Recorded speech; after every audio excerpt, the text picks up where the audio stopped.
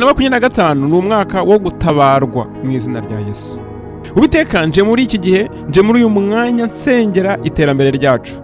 Ijambo ryawe mu Filipi 4:19 rirambwira ngo, kandi Imana yanjye izabamara ubukene bwanyu bwose, nk'uko ubutunzi bw'ubwiza bwayo buri muri Kristo Yesu.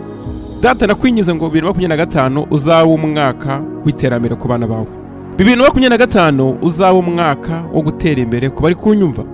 Mwene data uri kunyumva ndagusabira kugira ngo 2025 uzabe umwaka wo kugira ku byo ugambiriye. Uwiteka azahire imirimo y'amaboko yawe.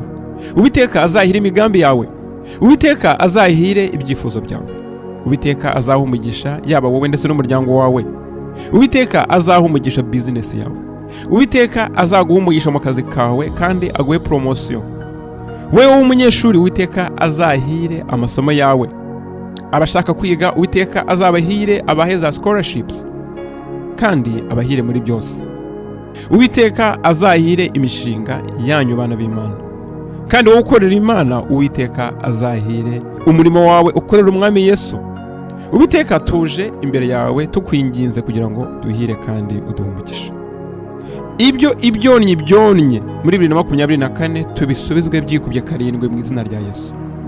Imigisha yacu ibyonnye byibye. Imigisha yacu ibyonnye byonnye.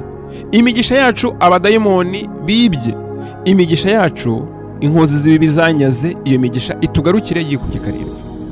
Wewe wanyazwe amahirwe, wewe wanyazwe imigisha, wewe wabujijwe iterambere, wowe ufite ibisatani yakwibye.